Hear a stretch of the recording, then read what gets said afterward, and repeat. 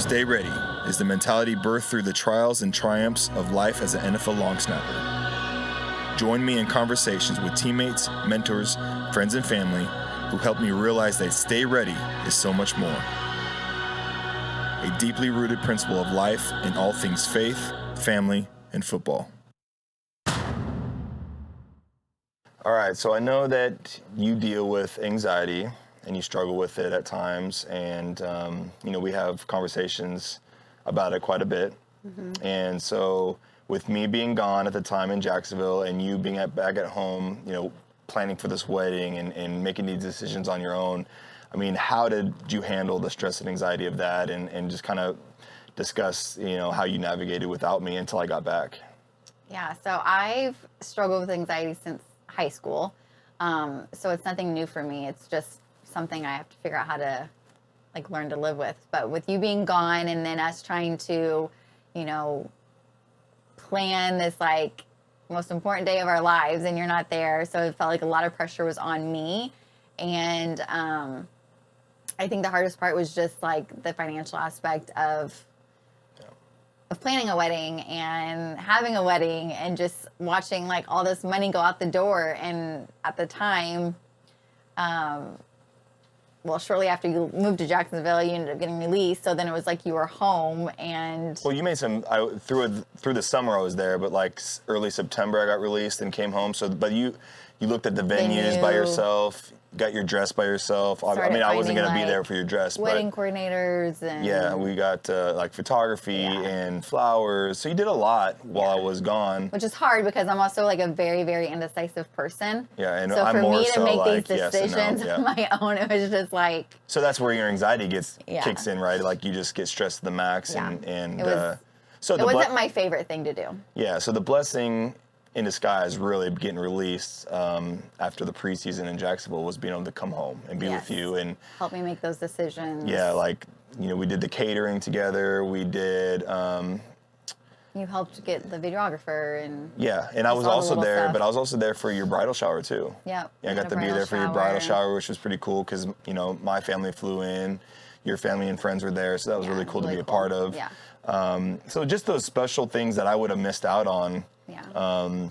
And then we just got to enjoy engagement together. Yes. We weren't living together at the time. We decided not to live together before getting married, not to be intimate. We also decided to start, going to premarital counseling. Mm-hmm. So we started that with Pastor Aaron. Then we also went to another referred person to go speak to about counseling. So those things, I probably would have missed out on, being gone through the season until January. So again, that was a huge blessing to be home with you during those times. So, we're getting ready. The wedding's in March. Let's talk about a wedding in Indianapolis in March could be a toss-up, right? So it could either be beautiful and sunny and 70 degrees out, or you could have a complete whiteout blizzard. Or it could be just raining. Or it could be raining. Know. So we had a venue that was had the option of being outside and inside. Mm-hmm. And to me, being outside would have been great, but the indoors was so beautiful. Yeah, couldn't go wrong either way. Couldn't go wrong. And so I think we had that discussion wow, well, what are we going to do if it rains? What are we going to do if the weather is a little bit dicey? If it's too hot?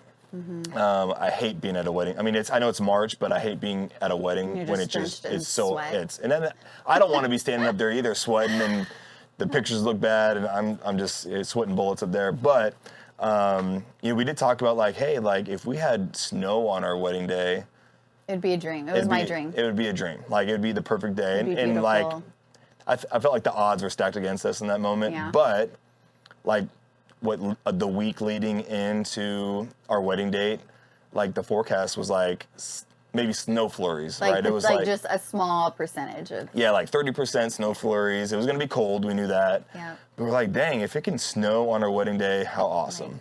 The pictures would be breathtaking. Yeah. And so you better believe I started praying that week. You did. You did. Your prayers were answered, and God was watching over us. But I'll never forget the moment, wedding morning, right? I go to bed in my hotel room by myself. You're at home.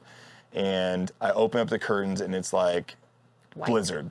Yeah. And I'm oh my goodness, it snowed. Glory to God. And it was coming down. It was still coming down the morning of with those the big flakes. Thick flakes. The big Midwest flakes, yeah. Yeah, it was and it wasn't going to, the forecast said it wasn't going to stop Yeah. until like 1, 2, 3 o'clock. Yeah.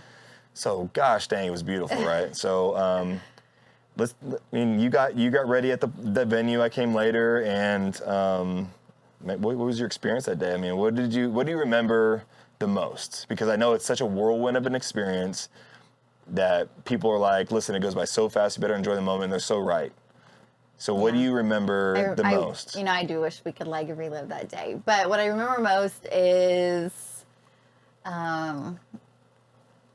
just feeling like, this might sound silly, but just, getting your hair and makeup done, you just feel just so beautiful. Like you feel like your most beautiful self. You did look beautiful.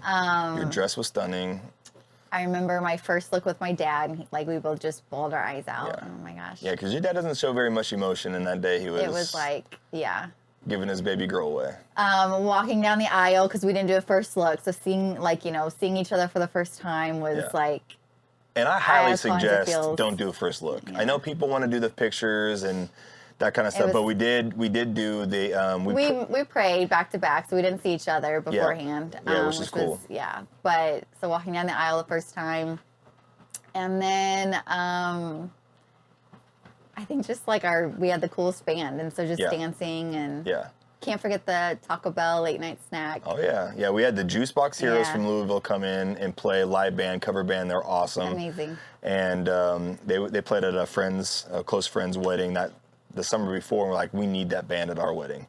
And so I definitely remember the first when you walked down the aisle, and it was kind of weird because when you walked through the door, the light was so bright from outside that I could just see like your silhouette walking towards me, but it was like, and my eyesight's not the greatest, right? I need to get LASIK. But you were probably halfway down the aisle before I could really focus and see you. I may have teared up a little bit. But I think just for me, just having our close friends and family, Pastor Aaron Brockett marrying us, the band was incredible, right? I think the dancing that night was one to put down in the memory box because everyone thought it was awesome, right? The feedback was great. And of course it's snowing, right? That was beautiful. So I think... But thank goodness, so this wedding was March 14th, 2020, and it was probably the last time anybody left their house. Yeah, or went to a social function because that was on Saturday, and then on Monday, that following Monday, like the world shut down. Like I didn't return to work, nobody went back to work, nobody could travel. Yeah. It was like all over the news. The world was... Well, my family flew in from Seattle, which is like, at the time, like the center of COVID. And I was pretty naive. I didn't know what COVID, it was weird because the next morning when I met friends and family down to have breakfast, one of my buddy Ryan and his girlfriend were flying to Italy the day after the wedding. Their flight got canceled. And then our family wasn't sure they would get back to the West Coast because Seattle was like in a frenzy, shutting down, things were being delayed. So I'm like, what is this COVID thing? Like, really? And then it really had no idea the impact it would have. So thank goodness we, probably 2 weeks later, we would not have had a wedding. 1 week later, because people were getting married the next week and they had to cancel. Well, I think depending on what part of the country we're in, I think we're pretty safe in the Midwest and South and whatnot, but the East Coast and West Coast were like shutting down fast. So we got lucky, we got our wedding done, and everyone made it home safely, but we were stuck with making a difficult decision about our honeymoon because we were going to... St. Lucia. We both forgot for a second. We didn't go. That's why I forgot. We ended up canceling. Yeah, so okay. I think we were going to try to go to Tahiti the first, or something like that. Yeah. But that was a long trip, and let's go somewhere more manageable, and St. Lucia we heard was beautiful. So I remember you were staying home because your office shut down. Yeah. And we hit up the travel agent and who was traveling at the time, and she just highly suggested, she said, I'm not going to tell you not to go, but I would not feel comfortable telling you it's safe to go because heaven forbid you fly out, which may not be the problem, but flying back you may get stuck somewhere and you never know when you can get back. So you and I were like, well, if we can get this totally refunded, we're just going to wait it out. And we thought at the time, like, what? We thought a couple weeks, a month, I don't know. Yeah, let's just chill. We'll see what happens. Let's enjoy this. So gosh, we didn't know what to expect because we were literally locked down for the next 6 months. Yeah. You know, but that's where Nashville comes into play. Yep, So why don't you talk about Nashville, why we went to Nashville, and how it kind of sped up the process of moving there. Yeah, so the weekend we were going to leave for our honeymoon, we decided, okay, since we canceled, we're like, let's just pack a suitcase and we'll go to Nashville. We have a home here. Because we have a house here that was renting like through Airbnb. And so obviously all of our renters canceled because of quarantine and COVID.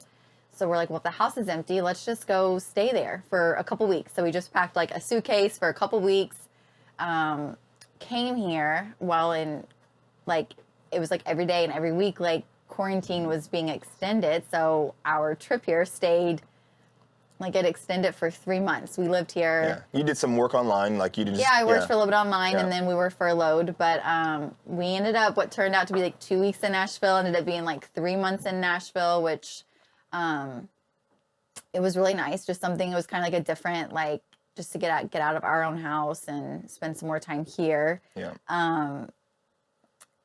And then. Well, I think we just had so much fun here, and we met some new friends. We got to experience, because we would casually just come down here on a weekend and maybe spend 2 to 3 days down here, and never really fully get to experience Nashville for what it is and what it has to offer. Well, we still didn't because things were shut well, down. Sure, but I mean, we were doing a lot of stuff outside and just getting outdoors, and we kind of reconnected with a few old friends. And so it was a nice, like, 3-month, you could say, honeymoon, quarantine honeymoon.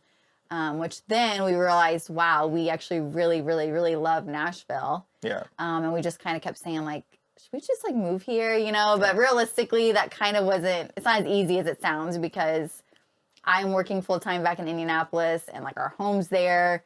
Our friends, our family. We have, you know, business, all the things. Our church is there. We have a lot of things.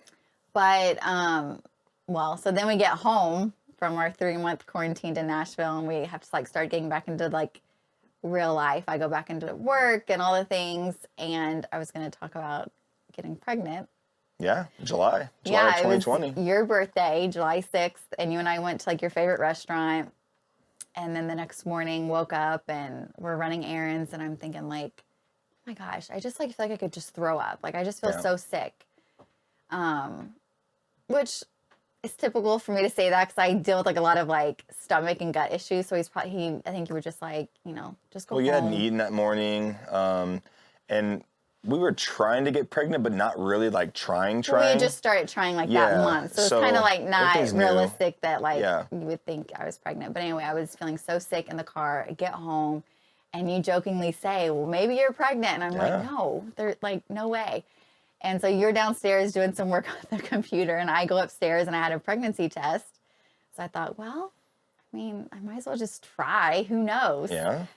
And so I'm sitting there, and I take it, or I do the pregnancy test, and oh my gosh, like, my heart sunk. Like, it was like, I probably turned white, and I'm, like, sitting in the bathroom by myself, and I'm like, Then I just hear these loud steps running down the staircase, and like, freaking out. Freaking out. Like, our dogs are freaking out. Yeah. And you're like, you get up and you look at me, and you just, like, knew. Yeah. Because I didn't even, like, say anything. You get up and you hug me, and I'm, like, crying. Well, I mean, you had the pregnancy test thing in your hand, and I looked at it, and then it said pregnant. Yeah, and you were thank God you're filming it, because it's so cool to watch. I was, like, running down the stairs, turning my camera on my phone, like, thank God I didn't trip down the stairs. Yeah. Running up to you, and then it was just like. It was such, because it was the day after. It was July 7th we found out. Yeah, right after your birthday. But we kind of had a little, like, curveball thrown at us, because you took another one shortly after, and it was negative.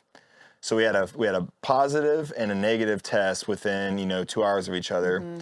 And so we're calling family. We're like, what does this mean? And then people were like, well, it's harder to get a false positive than a false negative, right? Yeah. And then it's like, well, we got to go get more. So we went to CVS, and we went and bought more pregnancy tests. And the third one was maybe -2. Yeah, that afternoon. So we waited till the next morning. Yeah, well, they say to, like, wait till the next morning. And but we decided to go get blood work at the doctor's to make sure, like, let's officially find out yes or no. So because we had the positive and we had the couple negatives, I guess your urine in the morning stronger than it is at night, whatever the case may be. But we went to the hospital the next day, saw our doctor. They did some blood work, and we found out the next morning, right? Yeah, we were on our way to the gym, and I get the phone call, and we were they were officially like, "You're pregnant." And we decided to what? Not know the gender.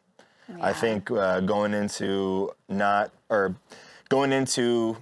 to get pregnant, I think it was a non-negotiable for me that I wanted to go old school. Yeah, you didn't want to know. And I didn't want to know the gender. I don't want to do a gender reveal party. I don't want to know. I want to be surprised. I want to have the suspense. And I just want to, on that delivery day, just have it be the coolest gift of all time. Yeah. And I'm so thankful. I'm so thankful that we did it, because I'm so thankful you said I don't want to know, because I was like, well, I can't find out and you not know, so I was like, we're just not gonna know. Yeah, because you're not good with secrets. I'm cool with it. Like, I can wait and whatever. Yeah. And I feel like the gender thing, like the reveal is just like it just kind of loses some suspense towards the end. Right. I know it's cool to know what you're having. You can plan. You can have the nursery all decked out and you have the name picked out but.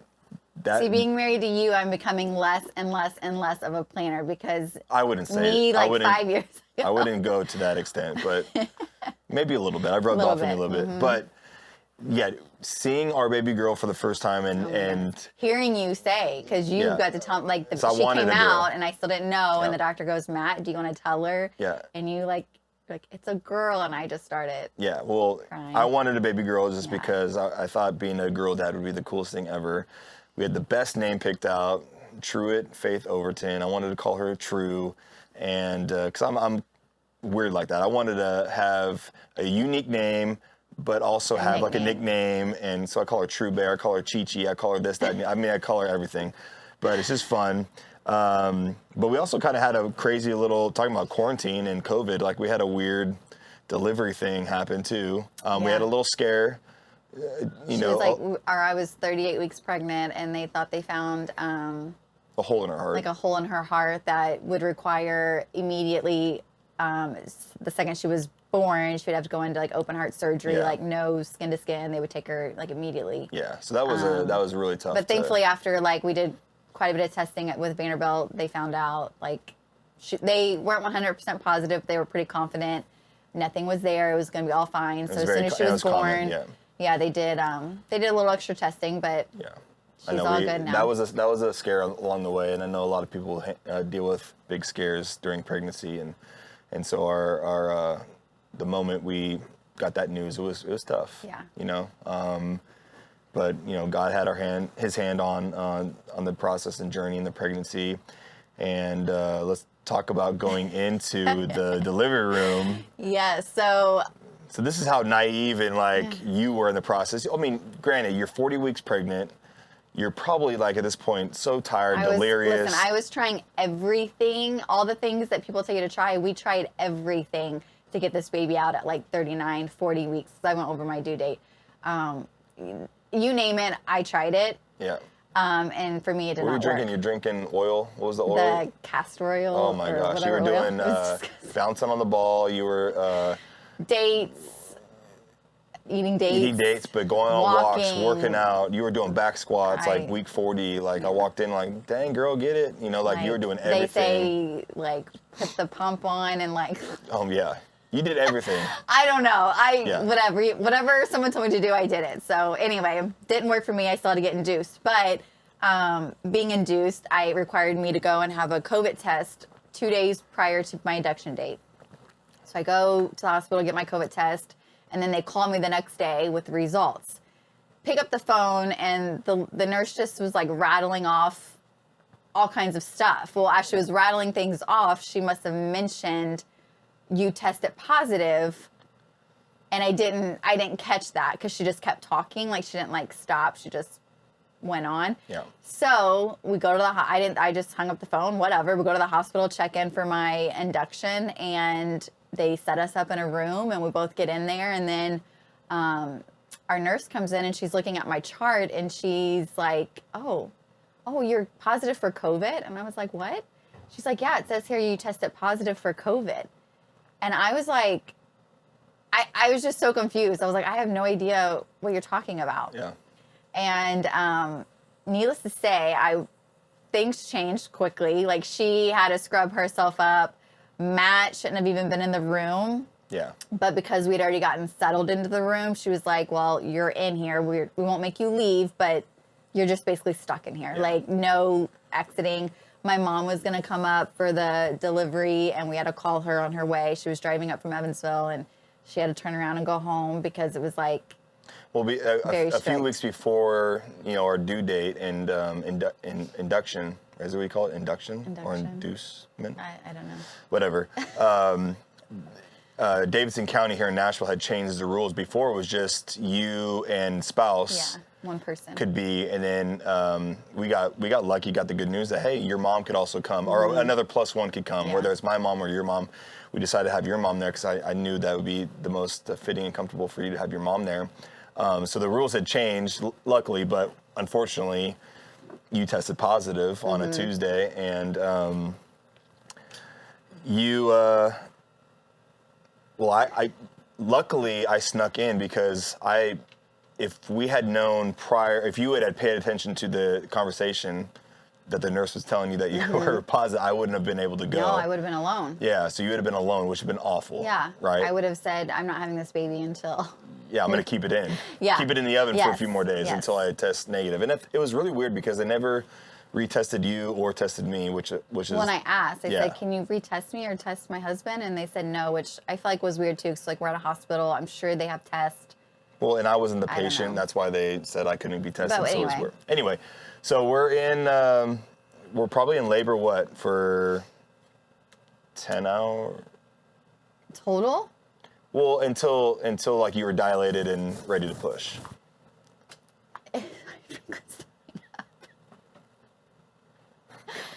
Our dog is throwing up at the Okay. Okay. All right, sorry for that break. We had a little mishap upstairs. Our dog was throwing up, so we had to rush up there to go clean it up and help the babysitter. This is just life in the Overton household these days with It's chaos, nonstop. and we just have to adapt and adjust. So sorry for that break. I think where I'm going to pick back up at is, we got in the room. We checked in about 5:30. You're a.m. You're positive. I'm exposed. I'm not supposed to be there, but they're keeping me there. So it's sort of a little whirlwind to start the day off. And really, you're not having any contractions for 10 hours, maybe? Or Yeah. No, because They're they gave me small. Pitocin, so Yeah. then it kind of like started my labor, and I did start feeling and then they gave me the epidural. And I took a few naps throughout the day. You were just up there on the bed chilling, watching your shows. And it was probably, so we got into the room, we probably got into the room like at 6:37 a.m. And then it was 8:30 whenever it was like 8:30 p.m. PM. It was when it was like go time. Yeah, because we had a few check-ins like in the morning, and our doctor came in, and we had a few nurses that were, going through different shifts coming in. And of course, they're all garbed up in like hazmat suits because heaven forbid we had COVID. And, they're just coming in and checking on her. Nothing's really progressed.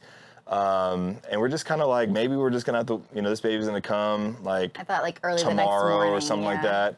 But yeah, you got your epidural like in the afternoonish or something. Around lunchtime, so around 12 o'clock. Yeah, so that kicked in.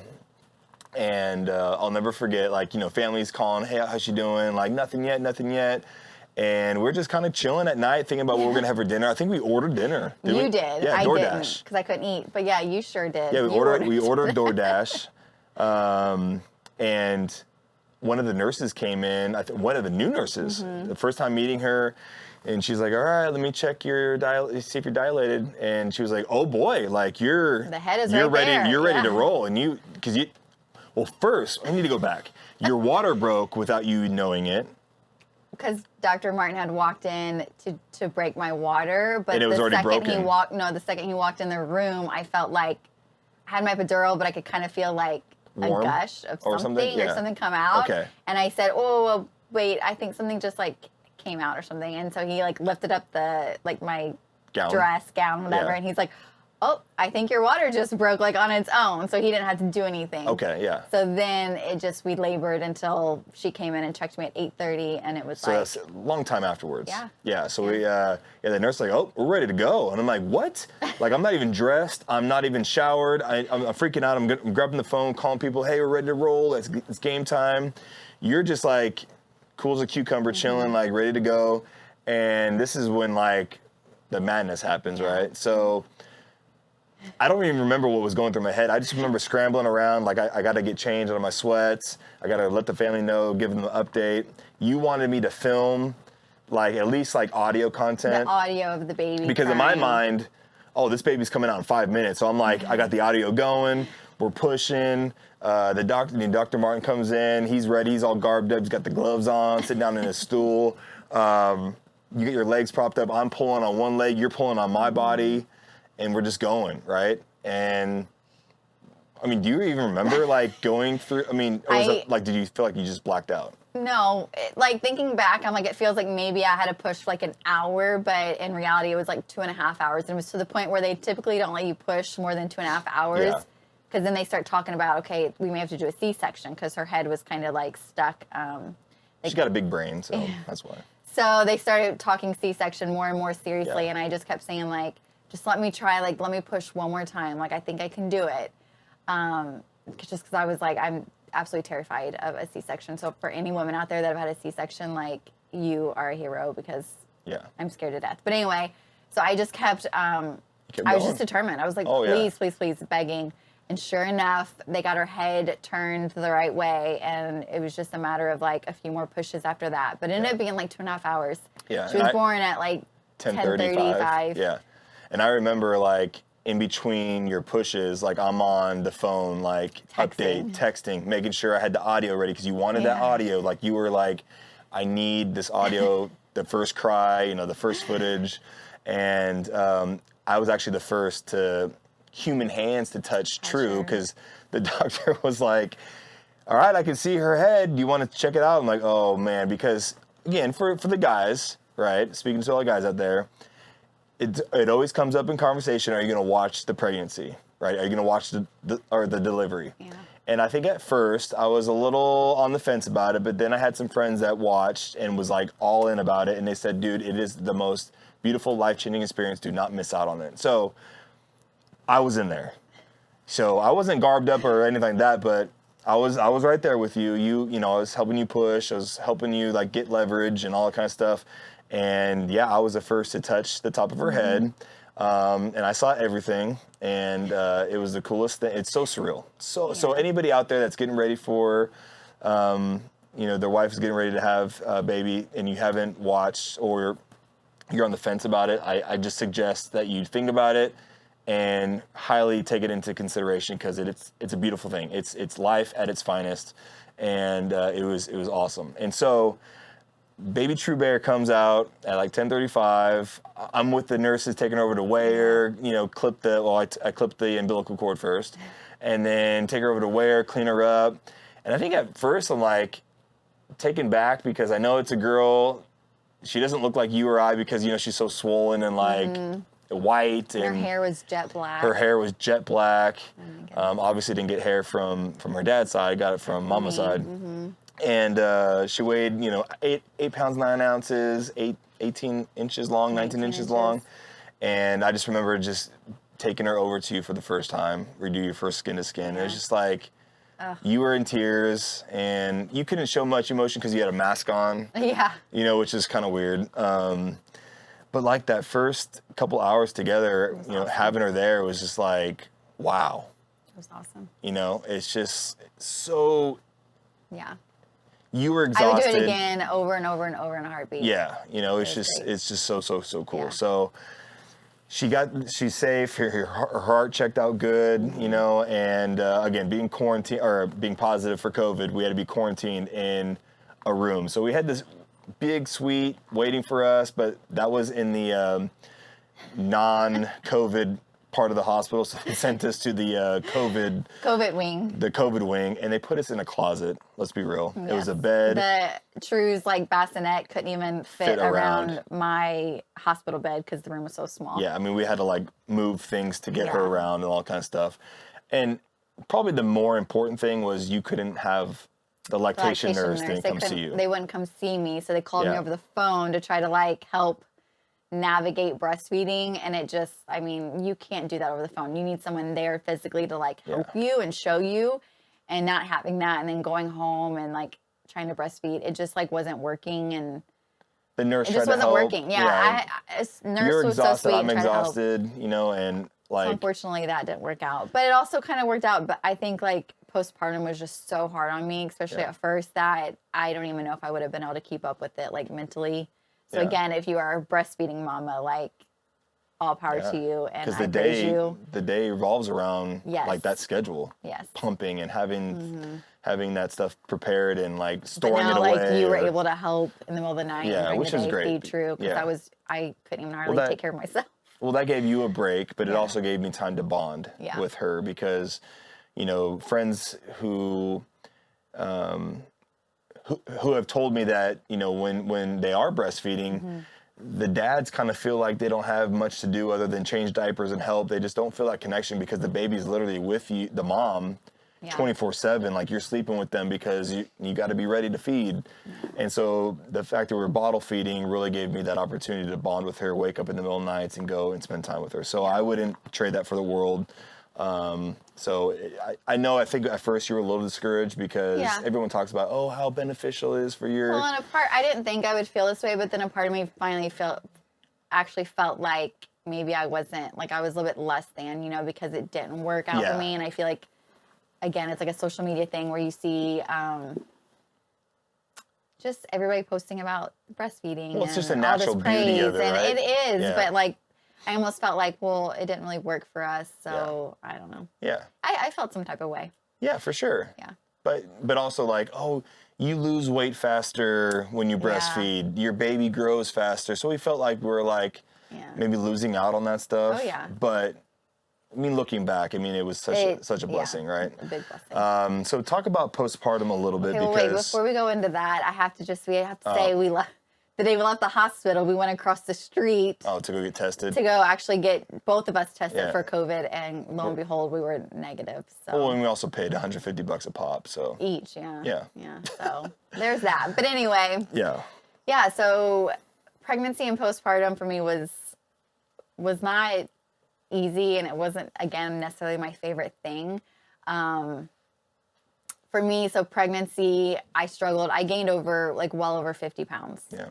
I would say I did my best to stay quote unquote active and working out and moving my body. And then as far as my eating went, I really wasn't strict on eating healthy or whatever. I just kind of ate just, I guess, normal. So anyway, I put on over 50 pounds. And for someone that's pretty fit and active or has a fit and active lifestyle prior to getting pregnant, that is the hardest thing. When you're seeing that number on the scale go up and you're seeing your body grow and expand and transform. All different ways. Huh? Oh my goodness. And then your clothes aren't fitting and you look in the mirror and it's just I don't know. You don't know who you are. You just kind of start to lose sight of that. You start to lose a little bit of confidence. But anyway, so that was kind of a struggle, just being grateful, okay, but the baby's healthy, the baby's growing. And we are pregnant. And we were, and that's why I say this, I get hesitant to share my feelings because I know that there's women out there that would just give anything to have a baby. So I do share this with some hesitation, but it's also, this is how my journey was. Yeah. So anyway, so I'm thinking, okay, well, surely this weight just kind of is going to fall off. Yeah. I see people on Instagram and they look fantastic after having a baby. I feel like they're back, to within months, they're back to. So I'm okay, well, since I'm pretty active, I think I could probably lose this weight. It's just gonna I'm gonna wake up and it's just gonna be gone, Yeah, yeah. Well, that didn't happen. So I lost the first 25 pounds pretty quickly. I think it was just the fluid, the baby, all the things coming out. Yeah. And then I just plateaued. I couldn't lose the last 25, 30 pounds. I didn't. I've been carrying it up until honestly like January, February of this year. So for months, I carried that extra weight. And it really just affected me in so many ways, like my self-esteem, my confidence. I don't want to get emotional, but like I remember like after having True, probably like, you know, when you're 2-3 months postpartum, when you feel like you should start feeling almost normal or like yourself again, I would look in the mirror and like just, I remember vividly, like I did not recognize the girl in the mirror. Like I couldn't like I just couldn't like feel it again. Like I was like, I don't even know who this is. Yeah. Like, what's this new life going to be? Like, did I just completely lose sight of, you know, the past 32, 33 years of my life? I don't even, you know, it was just like, there are no words to describe what I felt in that moment. It was very hard. Well, also, not to cut you off, but you also struggled with feeling that connection with True. Yeah, I think also know? because maybe I didn't breastfeed, and then when I, you know, like those first even like 3 or 4 weeks postpartum, like I toured during delivery, so I was feeling all kinds of soreness down below. Like I was sitting on a heat pad, I had an ice pack on me, like I was miserable. Yeah, so miserable. Probably like realistically, not to pat myself on the back a little bit or toot my own horn, but I think for me going into it, I kind of had the notion that I wouldn't be really hands-on for the first maybe month, and it was the complete opposite. So you like for the changed first every diaper. For the first 2 to 3 weeks, maybe let you rest. I mean, I was getting up and doing the bottle feeding and changing and so I think for me it was, you were going through, you know, something that I couldn't really relate to. I didn't know. You know, it sounds so easy to get out of bed and just walk, but for you, it's hard. I mean, you push yourself a little bit, I think, early on. I think I maybe did too much. That kind of put you back another week or two. Yeah, but for me, I was very hands-on. Yeah. I was like hands-on, full-time, stay-at-home dad for the first 2 to 3 weeks before you could even like feel good to get out of bed. Yeah, I clearly was not expecting to feel that way. I think maybe I don't know if I should have read more books or what, I don't know, but I was not prepared to feel the way I did. Maybe I wish people would talk about postpartum more, but I was in so much pain. I was hurting, and then again, just like looking at myself, you know, I know everyone's like, give yourself grace, you just grew this baby for 9 months.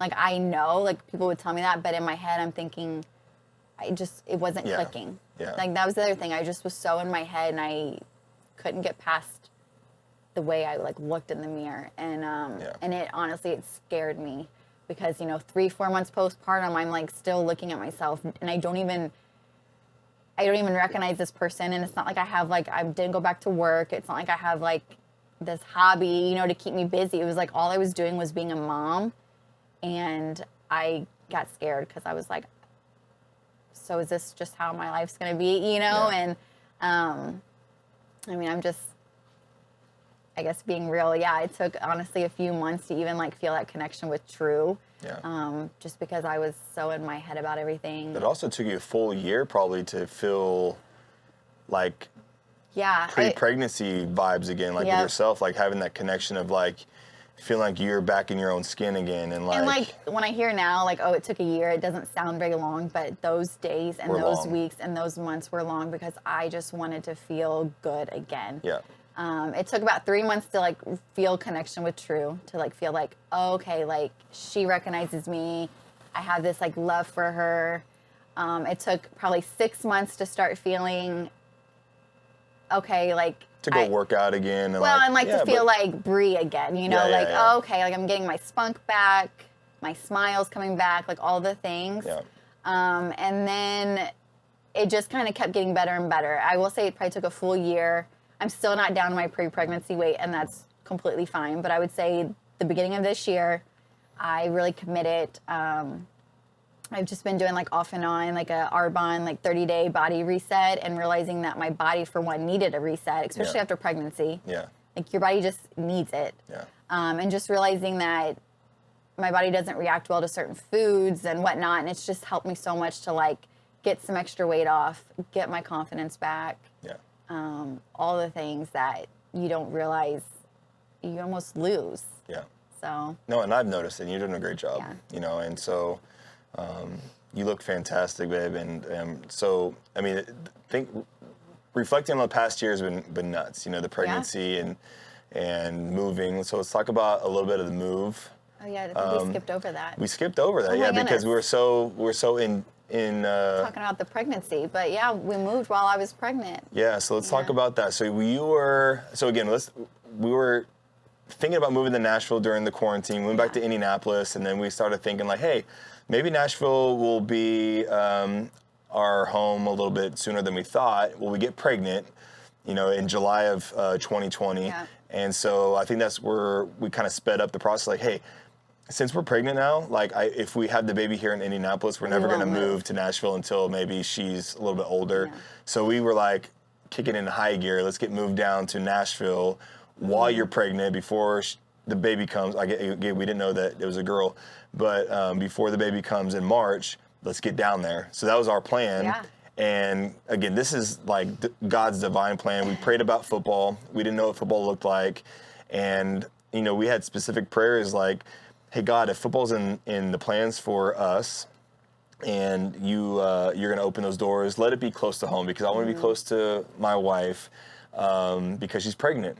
And again, we're in this quarantine pandemic. You know, the NFL's crazy with, you know, the vaccination status, or actually there was no vaccine then, but just the kind of the rules and protocols they had set. And lo and behold, the one team that called was the Tennessee Titans, right? So I signed with the team in like late September, early October. And we were in the middle of this moving down here full time, and like. Well, because we thought we'd move like in January. Yeah, So get there. again, by you getting picked up, It you sped even it sped it up. up even more. Yeah. So I'm here in Nashville. You're back in Indianapolis finishing up your job. You put like your 2 weeks notice in, but in the middle of that, you're packing up. Packed the whole house. Yeah. So you're like 6 months pregnant, Yeah. 5 months pregnant, whatever, and you're doing a full-time job. You're packing the house. You're moving, all while I'm down here with the Yeah. Titans. So we get down here. I made it here by like November, like Mhm. before Thanksgiving. Yeah. So it's been a whirlwind of being like the dynamic of football life, being a free agent, and you being married to a football player, and just like the instability of kind of our lifestyle, you know, and really for most guys, I mean, it's year to year. Yep. And, but God just opened the door for Tennessee, and it was so awesome because we were moved here, got our roots settled here. And then we got to plan and, you know that we're going to have the baby here in Nashville. Yeah. But then going into the 2021 season, I'm again a free agent. We don't know what that looks like. We have no indication of if any teams are really interested or whatnot. And so obviously we're new parents. We have little True Bear with us now. And so now it just throws another like, It's a whole nother layer. yeah, because you and I, it's easy. We had the dogs, and that made it a little difficult, but just you and I was easy. We could pick up and go pack it up and anywhere. go, yeah. But now we have this little baby that we're with. We need to know where the doctors and, just you feeling safe and comfortable wherever we're at. And so, again, we knew the call would come at some point. We just didn't know when. We're just relaxing on a Sunday afternoon. I think we're watching the Colts preseason game. It's the day before my birthday, so it was August 15th. Yeah, and my agent calls and said, hey, you want to go to LA to the Chargers? And like, yeah, let's go. So I think it was like 1 p.m. Yeah. on a Your Sunday flight was, afternoon. like, at 6. And I had a showing because I'm doing real estate. So I go and do a showing real quick. And I pack up bags because, again, I don't know if I'm coming back or if this is just a workout and whatnot. So I pack accordingly. I pack like I'm going to stay there. So I take my 2 suitcases and whatnot. And again, I don't know if I'm going to see you and True Bear in a couple days or A month, 2 who months, knows? we don't know. So I get down there, sign the next day. Obviously, I'm ecstatic because I'm back in California, closer to home, closer to my family. But again, we're halfway across the country from each other. I'm living in the hotel. I haven't really made the team yet. I have like 2 or 3 more weeks left of preseason until the final roster is solidified. So just talk about the emotion of being an NFL wife, right? And just, you can kind of plan, but not fully because you just don't know when the call is going to come and what it's like when you drop me off at the airport, and then just kind of the stress and anxiety that sets in because now we're talking about another move when we just got situated in Nashville. Yeah, again, I don't want to get emotional, but and honestly, like, I always think, like, well, this is kind of like this is our life every year, because we're pretty much going to be free agents every year. But honestly, whether you're a free agent or not, like, you're dealing with this because the NFL will cut you. They can cut you any day, anytime. Yeah. It doesn't matter. Yeah. So really, all families are going through what we go through. But, yeah, you get the call, and, you know, it's like an immediate, like praise God, like, we're so excited. But I also get, like, the biggest pit in my stomach, because I just know. I know, like, your flight is in 2 to 3 hours. I know that you're going to go out there. You're either going to do, like, a workout and you'll fly back home the next night, which is also a lot of emotions, because you're like, we want this so bad, you know, and I want this for you. Or you're going to go and get signed, and we don't have plans. I don't know, am I coming next week? Am I coming in a month or 2 months? We have nothing lined up. Like, I have nothing packed. I don't know what to do with the dog. I have a baby. All these things. So it's so bittersweet, I guess, when you get that call. Yeah. You know, and I can't imagine, like, families that have their kids already in school, because just thank goodness, like, Drew's not connected to a school yet. Yeah, well, for a lot of families, you know, the husband goes and plays in season, and if they have kids, like, you know, that are 6, 7, 8 years old, they don't take them out of school during this. Sure. They want to keep them where they're at. They don't want to uproot them. Maybe they'll come visit occasionally. So it's very common in our business that, you know, the families are kind of separated throughout the season. You know, if they're young enough, they bring them, obviously, because they're not in school. But yeah, that's just the reality of a lot of players, you know, that are kind of in the same situation that I'm in, because it really is year to year. Yeah. And, you know, being in LA, it was, you know, expensive. It's hard to find a place. You know, it's a new place for you, so that stress kind of was on your shoulders as well. I was honestly I was dreading it, because I thought, like, LA, I'm thinking, like, in the city, and I'm like, I'm not going to fit in. I'm not going to enjoy it. But thankfully, we stayed in, like, Huntington Beach, which was outside the city, and it ended up being the most perfect thing. But just going back to, like, getting the phone call, you know, for someone like me that does struggle with anxiety and, like, stress, oh my goodness, like, it's tough. It's tough, because you're like, well, so, you know, you're left packing up the household, and almost like you're left with all the responsibilities of back home. Yeah. You know, and it's just. Well, and I'm so grateful for you, because when I do leave, because it's happened a couple times since being married, and it's happened once already with, you know, now having True here, but I'm so blessed to have you, because you're so independently strong when I'm gone.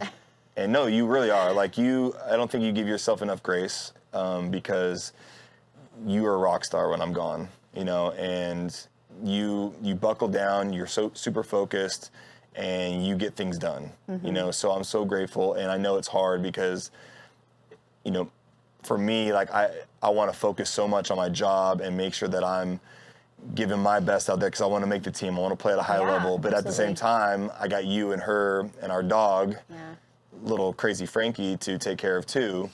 And so there is stress on me, but I think it's definitely like 10 times more on you and on the spouse, because of the fact of those, you know, just the dynamic of being away and you having to deal with the at-home stuff. But LA, honestly, the Chargers was the coolest experience for us. I think the Titans was awesome.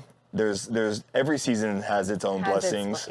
And I know I was like heartbroken when I knew that I wasn't going to re-sign with the Titans, because it was like, man, I want to stay home, and we love Nashville, love the Titans. But God has plans that will always exceed our expectations and desires. And going to LA, we had the most incredible community. You had some of the best spouses and girlfriends. I met the most amazing women there. Yeah, you had the group you had. I was most connected, I think, with Chargers out of all the teams we've been with. And it was. Well, with Titans, it was COVID. I joined the very but we couldn't socialize during COVID. So it was like, I didn't even get to meet a lot of my teammates. So let alone you meeting the wives. But in LA, gosh, we had the greatest group of 6 to 8 like girls and teammates, and some of them had kids, so you can relate to a lot of them, young moms. And we had a great classes for True to go to. Obviously, the weather's beautiful. Playing for the Chargers is awesome.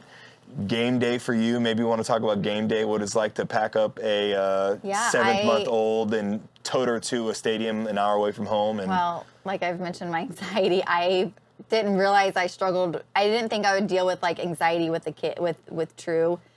And honestly, I was probably just didn't want anybody to watch her for like the first year of her life. I had a hard time just like leaving her home with the babysitter. And I know probably other moms and parents can relate. But anyway, I was like, I'm not going to miss a home game, so she's just going to come with me. So I just put her in her carrier, and we went to every home game. And that's just what we did. And she did great. She was fantastic. I mean, this next year, God willing, we play again. Maybe different because she's going to be more mobile and running around. Yeah, you're so going we'll to have see to be how up in that a goes. suite somewhere or something. But yeah, she literally went everywhere with us and with me. And I want you to know that like it meant the world to me that you were there with her, because I always dreamed of the day, and I'm getting older now, so it was like a few years ago it was looking a little like uncertain if it would ever happen, but I always admired and envied my teammates that had their kids at training camp and at the games, and seeing their kids run around on the field and like play. I thought that was the coolest thing ever. So for you and her to be there meant the world to me, because I'm looking up and she's she's got her little headphones on and dancing up there, and it was the coolest. That our Chargers year was very, very special. So that was learning that we weren't going back to LA was tough. But we do know that we can cherish those moments with the Chargers and everyone that we met there. We're still close to them to this day. But we do know that whatever happens this year, God has got his hand on it. I think our biggest prayer is just that God takes us where he needs us, whether that's like whether he needs you in a locker room somewhere, maybe does he need me with another, like a community of women, like what city does he need us to go to? And I think that's just kind of our prayer right now is, he's obviously taking us, every year somewhere different, and we just have to trust that, he's going to take us somewhere he just needs us to pour into others. And I think there's, the beauty in it all is the fact that we get to disciple a new group of friends and teammates and experience a whole new team and city and whatever that looks like, so it is exciting. It brings a little more anxiety and stress, because now it's like you have to go through the experience of the unknown again, so. But we're soldiers. We've been through it, right? A lot of people, a lot of families do it every single year. We know that we can do it, and it's going to be a great experience no matter what, right? So we're praying on that. And so, just being an NFL wife in general, I think one of the topics that comes up a lot, and I do want you to touch on this because I think it's very important, and we just celebrated Mother's Day, but talking about like living in the shadow, right? And working behind the scenes and not getting the acknowledgement that you deserve, because you're right.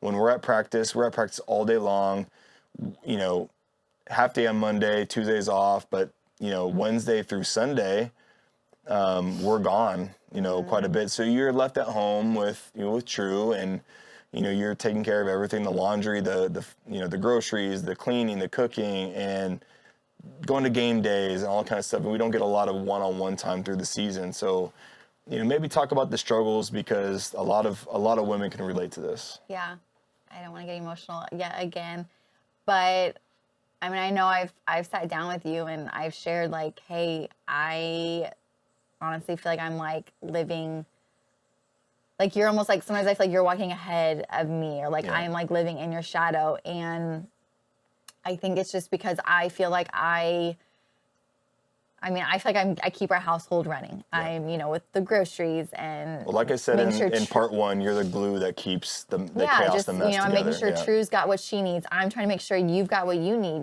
to be successful, so you can go into work with no stress. You come home with no stress. Yeah. Dinner's there. We have a plan for, meals. We have the groceries, we need. Yeah. Laundry's done.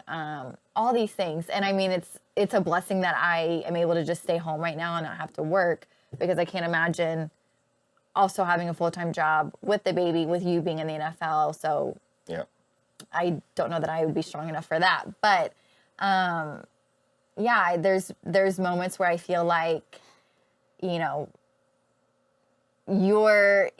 my career. I don't want to say like you're like the spotlight. People reaching out to you to, you know, be on their podcast, to do this with them, to show up to this event. And sometimes, like, you know, they just want you there. It's not like they want like your whole family. And so it's like me just sitting at home all the time. It's like, I mean, I'm so excited for you. And like, I you know, I love that you get to do that. But there are moments where I'm like, well, you know, does anybody like care or notice that like I made sure the house is clean, that I made sure dinner was on the table, that I have all your laundry done for the week, you know, that I've got everything organized and planned out, that I feel like even when people need to get a hold of you, sometimes they come to me so I can help organize and plan. Hey, Matt's available at this time, or yes, I'll make sure we get there, or I'll make sure Matt does this. You know, like I'm almost keeping you organized and on track. And it's like there are a lot of moments where I'm like, I don't feel like I'm getting the credit, you know, or recognized. And, you know, words of affirmation is one of my love languages. So it's like, it's hard because it's like, I don't want to. Yeah. Well, I think from the guy's perspective too, for me, you know, I'm so grateful, and I take it for granted, quite honestly, that you do all this stuff behind the scenes. And I do fail over and over with like the lack of acknowledgement, you know, and to you in those moments.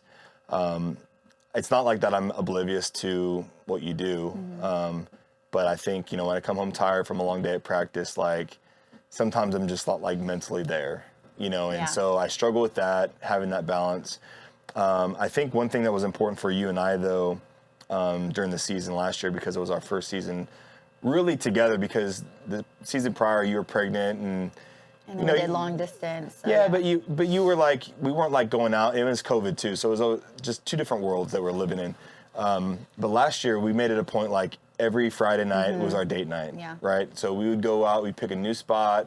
And of course, you're in Orange County, so like there were so many places in Newport and Laguna and Huntington that we could go to, sit on the beach.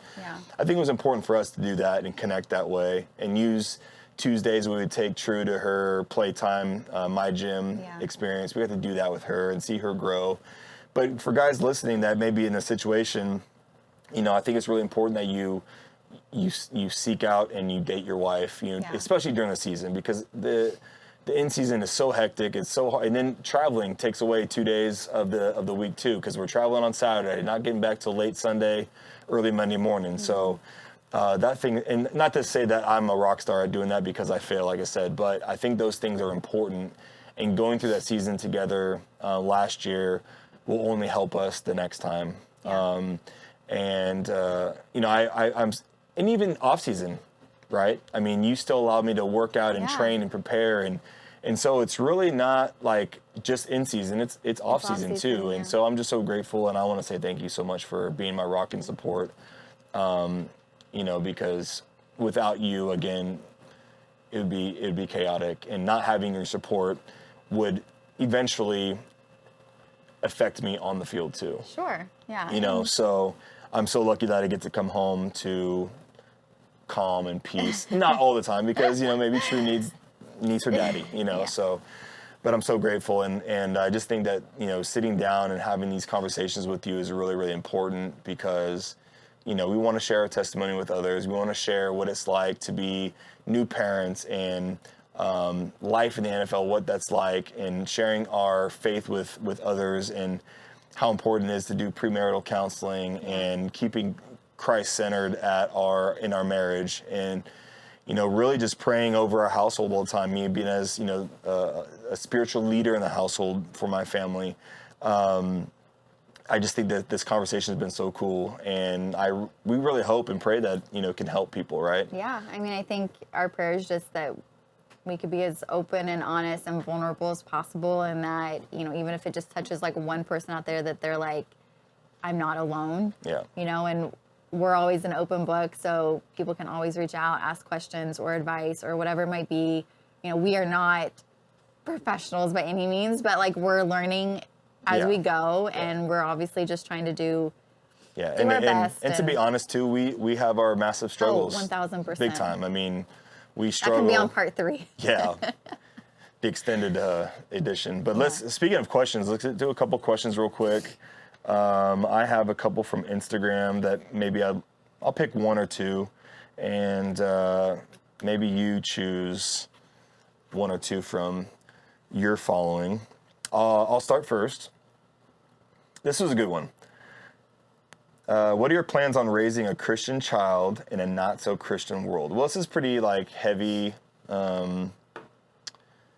question, because I feel like even if you're a non-believer, you can still raise very strong, good, children and people, right? So this is not to say that we're better than anybody else. But with being believers, I think it is very, very important. Again, we're very new to the parenting game. We've only been in it for a year. But we do know the importance of keeping Christ at the center of our family, of our household, having a healthy and loving marriage that, our kids can grow and see what a positive and healthy marriage looks like. I came from a divorced family, so I saw a little bit of that dynamic.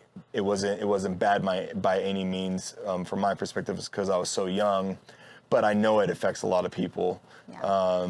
And I was still raised in a very, very loving and healthy household by my mom and dad, and they gave me everything that they possibly could give. But for you and I, in particular, I think for us, it's just, raising our children in church and creating those moral values and instilling them into them, and just providing the opportunity to seek Christ and know who Jesus is, and just be, hopefully our kids feel, comfortable with getting vulnerable with us and sharing their struggles. Building that trusting relationship. Yeah, especially in the day and age of social media now. Who knows what it's going to be like in 10 years. Yeah, right. Pray to God that it gets better, right? Yeah. But, just nowadays, it's just so crazy the things that our kids are everyone's exposed to, let alone our children. So I think for us, it's just, it's just keeping Christ at the center of our household. Yeah. Yeah. I would agree. Yeah. Do you have a question that somebody asked? Well, all my questions we've answered throughout this discussion. Well, I got one more then. Okay. Yeah. So let's get to the last one I'll choose. I thought this one was funny because you and I have two different perspectives of this. Where was it at?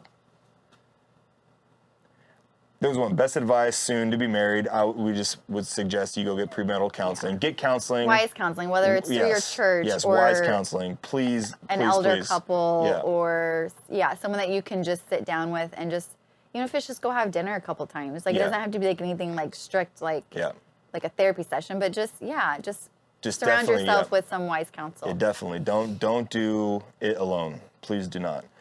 Where was that question at? I think it had to do something with your favorite part of pregnancy.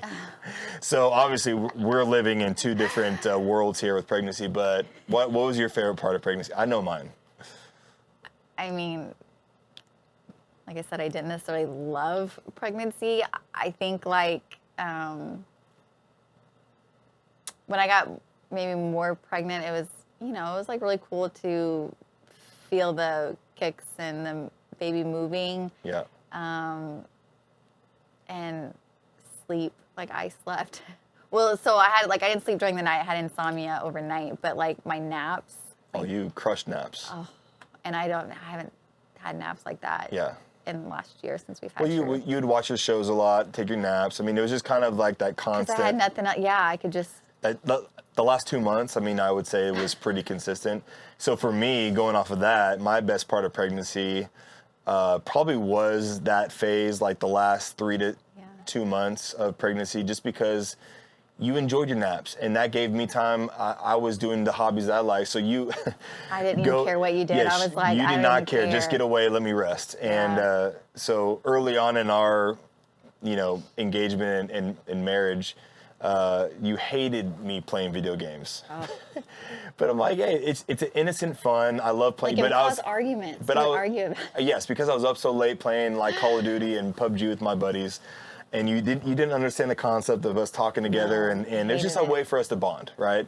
I still love video games to this day. So probably my favorite part of pregnancy was the fact that, hey, Bree's asleep and sleeping forever. I get to go play video games whenever I want. as long as I want, go to the gym whenever I want. So like you said, you didn't care what I did, as long as you got good rest and could take your naps. I was like, yeah, go do whatever you want. So I think that was probably but on a more sentimental note, right, I think my favorite part was definitely feeling when True started kicking a lot and moving around a lot, because I felt like certain part of the days, like she was very active and asleep. And then when we did like the 3D ultrasound and got this 4D ultrasound, or 4D, and we got to see some of the features of her face, and like I remember the nose and the lips we got to see, and we're like, oh my gosh, we it's would the just coolest come home thing. and stare at it and like try to dream. Okay, who do you think she looks more Well, we like? didn't know the gender though. Well, so but we were trying to think like, okay, does this baby look more like you or Yeah. me? And we were pulling up baby photos. Yeah, so I think that was my favorite part of pregnancy, was just having that more me time. Because we don't get a lot of me time. We haven't gotten that me time back. So take advantage of those moments. I tell everyone, I'm like, just sleep. Yeah. Like, before you have a baby, just sleep. Yeah. But we couldn't be happier, I mean, with where we're at right now. I know we still, deal with our struggles. We deal with the uncertainty and of what the future holds for, the season. But I know we unpacked a lot in like 2 episodes, especially today. So I'm just so grateful again that you and I got to sit down, and we're probably going to do it because I'm sure we're going to get really good positive feedback from you being our massive guest these last couple episodes. So thanks for having me. I love you, babe, and thank you so much for everything you do. And thank you guys for tuning in, and excited to share this content with you guys. And again, we're open books. Yep. So don't hesitate to reach out with any comments or questions, and just reaching out for help if anybody has any things that they want to share with us. So thank you again. God bless, and we'll see you later.